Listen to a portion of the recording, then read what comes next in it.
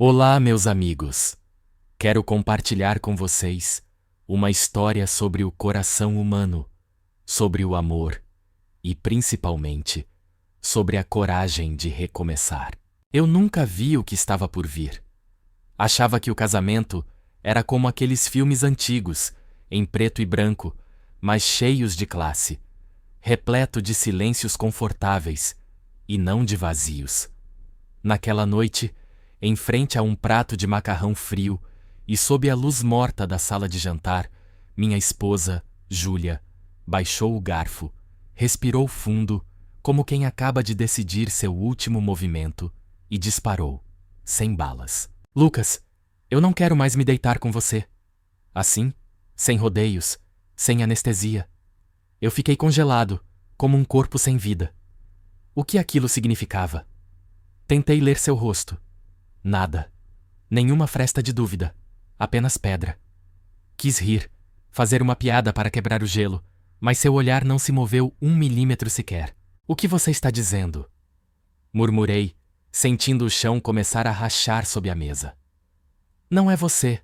Sou eu, respondeu ela, desviando os olhos, como se olhar para mim fosse um crime. Eu já tinha ouvido esse discurso em filmes e em divórcios de outras pessoas. Agora, o idiota que ouvia que o sexo não fazia mais parte do acordo era eu. Ela disse que era o trabalho, o estresse, que estava cansada. Mas nada soava real. Tudo parecia calculado. Tentei oferecer soluções como um vendedor patético, tentando salvar um cliente perdido. Uma viagem, uma mudança, algo novo. Mas ela balançava a cabeça negativamente, como se eu estivesse falando em outro idioma. Eu não quero mais continuar com isso, sentenciou, sem lágrimas, nem arrependimento. Apenas a sentença de morte de uma parte do nosso casamento. Perguntei se eu tinha feito algo errado. Ela apenas disse que havia mudado. E eu ali, sentado à sua frente, sem saber se chorava ou vomitava, subi para o quarto com o coração acelerado, remoendo o que tinha acabado de acontecer. Engoli a vontade de gritar, de exigir uma explicação. Em vez disso, fiz o que fazem aqueles que ainda acreditam que vale a pena. Esperei. Dias depois, comecei a planejar detalhes, surpresas, flores, jantares, um fim de semana em Campos do Jordão, daqueles que ela sempre dizia que queria. Mas a Júlia já não estava mais ali. Só restava um corpo que respondia com monossílabos, que se refugiava na tela do celular, como quem se esconde da chuva. E no meio daquele teatro vazio, comecei a suspeitar que a distância não era por estresse nem rotina. Era outra coisa, outra pessoa, outro lugar para onde ela escapava mentalmente, enquanto eu continuava ali, acreditando que aquilo tinha conserto. Mas não. Júlia já havia pulado do barco e só esperava que eu fizesse o mesmo. Sem escândalo, sem dignidade. A indiferença tem um som. É o clique constante de um celular sendo desbloqueado a cada 30 segundos. Júlia não falava mais comigo. Ela me despachava. Cada tentativa minha de recuperar algo do que fomos batia contra um muro invisível. Eu a ouvia dizer que precisava de espaço, mas o que ela realmente queria era me fazer desaparecer, sem ter que lidar com o cadáver emocional que havia deixado para trás. Eu continuava pondo a mesa para dois, falando com ela como se algo pudesse ressuscitar. Ela apenas assentia sem me ouvir, como se minhas palavras lhe dessem dor de cabeça. Comecei a notar o que antes eu não queria ver, que a mulher que dormia ao meu lado já não tinha nenhuma intenção de compartilhar, nem o corpo, nem a alma. Que usava minha casa, meu esforço, meu dinheiro, mas não me incluía em sua vida.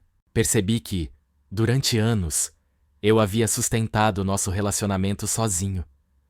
Não por necessidade dela, mas porque ela nunca teve a intenção de dividir o peso. Quis pensar que era por amor, mas o amor não é um contrato onde apenas um assina e paga a conta. Eu estava me esgotando, carregando um casamento ao qual ela apenas assistia como espectadora. Uma noite, depois de um de seus tantos Não quero falar sobre isso. Decidi que já bastava. Que se ela não queria ser minha parceira na cama, também não seria na mesa. Fui a uma loja discreta, daquelas que não tem placa na porta, mas todo mundo sabe o que vendem. Comprei o que achei que talvez acenderia uma faísca. Brinquedos, lingeries, óleos. Uma tentativa desesperada de reanimar um corpo que já cheirava à morte. Preparei o quarto como se fosse a cena final de uma comédia romântica. Velas, pétalas, perfume no ar. Mas a reação dela foi um tapa na cara, sem usar as mãos. "O que é isso?" ela gritou. Me chamou de degenerado, de pervertido, como se eu tivesse levado uma arma carregada para o quarto. Eu não entendi. Só quis fazer algo diferente. Respondi com frieza. "Eu não vou mais insistir. Se você não quer me tocar, então também não espere que eu te sustente." A risada dela foi histérica. Ela disse que não conseguiria se manter sozinha, que era uma loucura. Mas eu já estava em outra sintonia. Deixei claro que, se ela não era mais minha parceira, eu também não continuaria sendo seu banco. O pacote completo ou nada. Simples assim. Ela encarou como um castigo, mas não era. Era uma consequência. Anos tentando fazê-la feliz, e de repente, as pontes foram cortadas, sem sequer uma explicação razoável. Ela me olhou com raiva, como se eu fosse o traidor. Disse que não poderia trabalhar em qualquer coisa, que seria humilhante. Respondi, sem levantar a voz. Humilhante é depender de alguém que você despreza. Pela primeira vez, vi medo em seus olhos. Não por mim, mas pelo mundo real. Aquele onde não há ninguém para pagar seu aluguel ou encher sua geladeira. Júlia não gritou mais. Apenas apertou os lábios e foi para o quarto. Bateu a porta com força e, por dentro, algo em mim também se fechou. Não chorei, não senti raiva. Apenas uma certeza gelada. Tinha acabado. Nenhuma palavra tinha sido dita, mas o casamento já estava morto. Faltava apenas a certidão de óbito. Depois daquela noite, a casa se transformou num cemitério emocional. Nenhum grito, mas tudo doía. Nos movíamos como dois estranhos presos na mesma cela. Não havia mais bom dia, nem toques ao passar. Apenas rotinas vazias, olhares que se evitavam e aquele silêncio que pesa mais que uma discussão. Júlia parou de fingir até mesmo a cortesia. Não olhava para mim, não falava comigo. Vivia com o celular como uma prótese na mão.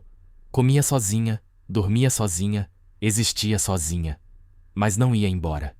E isso me dizia tudo. Ela ainda precisava do teto que eu pagava. Eu, por minha parte, desliguei o piloto automático. Deixei de ser aquele homem que se desdobrava por uma esposa que o ignorava. Não o fiz com rancor. Fiz com a lucidez que chega depois de um naufrágio. Já não perguntava como ela estava. Não comprava mais flores, nem preparava jantares. Tornei-me um espectador. Observava seus gestos, seus horários, seus suspiros. Comecei a notar coisas que antes eu ignorava. Ligações que ela atendia às escondidas, mensagens que apagava com rapidez, ausências cada vez mais longas. Não era preciso ser um detetive. A traição pairava no ar. Um dia, eu simplesmente disse, na frente dela, sem rodeios, sem drama: "Aqui estão os papéis do divórcio." Ela não levantou a voz. Não houve súplicas, nem explicações. Apenas olhou para os papéis, como se já os esperasse. "Tudo bem", disse ela. E foram essas as únicas palavras para encerrar uma história de anos. Eu também não tinha mais nada a dizer. Já não buscava respostas. A aceitação é um animal frio. Ela não te acaricia, mas te deixa dormir. Os dias que se seguiram foram uma rotina de despedida silenciosa. Júlia mal saía do quarto, e quando o fazia, era como se caminhasse sobre brasas. Não suportava me ver, não porque lhe doía, mas porque já não podia me manipular. Havia perdido o controle. Eu, por outro lado, me sentia mais leve, como se ao soltá-la, também soltasse uma carga que há anos enferrujava meus ossos. Não discutíamos mais, mas também não vivíamos. O casamento estava clinicamente morto, com o coração parado e os olhos abertos. E então, como era de se esperar, ela soltou a última bomba com um tom quase administrativo. Acho que o melhor é nos separarmos. Eu assenti. Não precisava de mais palavras. Quando você pensa em ir? Perguntei com a voz neutra. Ela se surpreendeu. Acho que esperava súplicas, drama. Mas eu já havia passado por esse inferno. Disse que iria no fim de semana, que pensava em ir para a casa dos pais. Desejei-lhe sorte. Não por cortesia, mas por libertação. Eu queria vê-la cruzar aquela porta de uma vez por todas. O sábado chegou sem surpresas. Júlia desceu as escadas arrastando 2 malas grandes, pretas, como se carregasse dentro delas o cadáver do que foi a nossa história. Não houve lágrimas, não houve palavras de despedida, apenas estou indo embora, sem qualquer direção emocional. Ofereci ajuda com as malas por puro reflexo humano, não por afeto. Ela negou com a cabeça. Queria manter o pouco orgulho que lhe restava. Caminhou até a porta sem olhar para trás, sem parar, como se fugir fosse sua única forma de sobreviver. Eu não me movi. Não a segui. Não a abracei. Não tentei impedir uma mulher que já havia partido há meses, embora seu corpo ainda estivesse cruzando o corredor. Quando o carro desapareceu ao virar a esquina, senti o silêncio invadir a casa, mas desta vez não doía. Era um silêncio limpo, puro, quase terapêutico. Andei pela sala como quem explora uma casa depois de um terremoto. Tudo continuava em seu lugar, mas nada mais era igual. E isso era bom. Preparei um café, tomei-o sozinho, em paz, pela primeira vez em anos. Sem sustos, sem gritos, sem gestos de desprezo do outro lado da mesa. Apenas eu e minha xícara. A cena não era triste, era justa. Dias depois, comecei a me reconstruir. Cozinhar voltou a ser um prazer, não uma obrigação. Peguei o violão que estava há anos calado em sua capa. Li livros esquecidos. Deixei o tempo lamber minhas feridas. Não tinha ninguém para me perguntar se eu chegaria tarde, nem a quem prestar contas.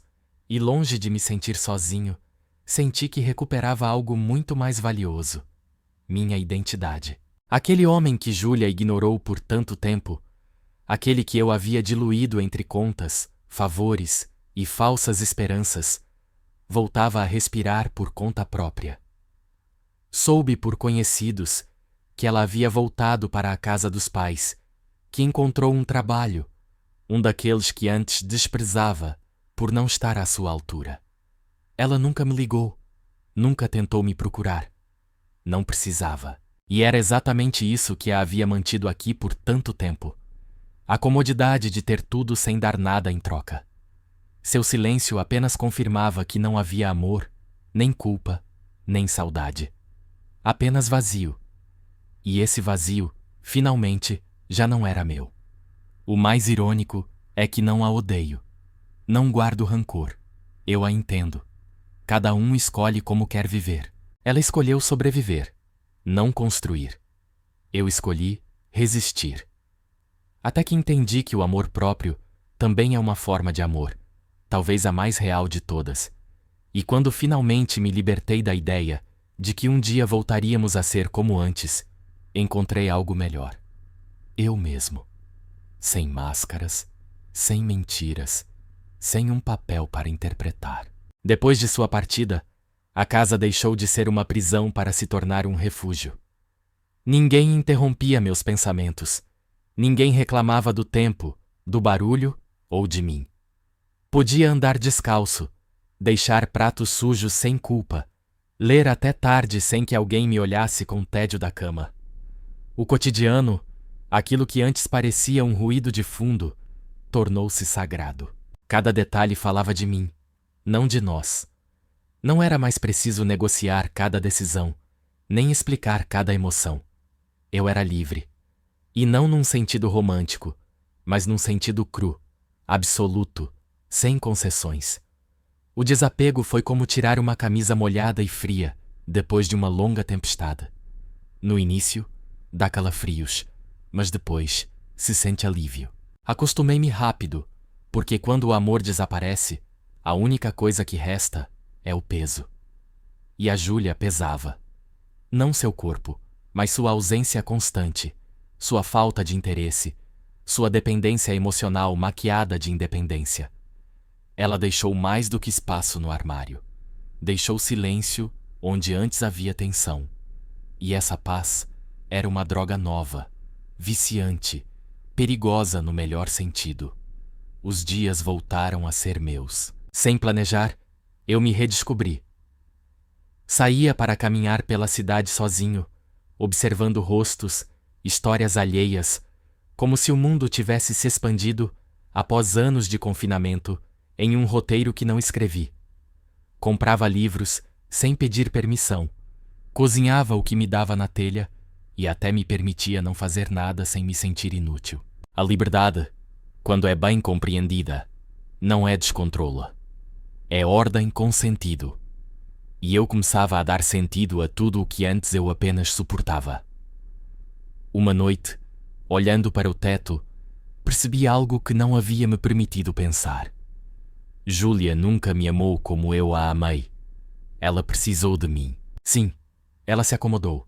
Eu lhe servi. Mas amor, isso não. Pelo menos, não o amor que luta, que fica, que pergunta, que constrói. O amor real não foge no primeiro silêncio incômodo. O amor real não te abandona na cama para se refugiar numa tela. Doeu aceitar isso, mas também me limpou por dentro. Foi como tirar um caco de vidro cravado na carne viva. Sangra, mas depois cura. Hoje, não tenho um relacionamento, nem procuro. Não porque perdi a fé, mas porque entendi que primeiro é preciso habitar a si mesmo. E agora, eu me habito por completo, sem vazios disfarçados de companhia. Se um dia alguém chegar, terá que ser sem exigências, sem armadilhas, sem meias verdades. Porque aprendi que o amor não se trata de dar tudo sem olhar, mas de construir com quem também está disposto a sujar as mãos na tentativa.